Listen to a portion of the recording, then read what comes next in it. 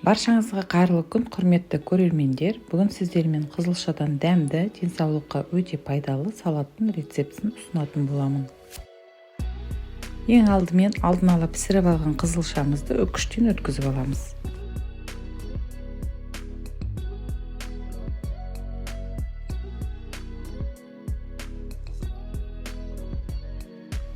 Майдалап туралған грек жаңғағын, анарды, дәміне қарай шым-шым тұз қосып, зәйтүн майын құйып, жақсылап араластырып аламыз.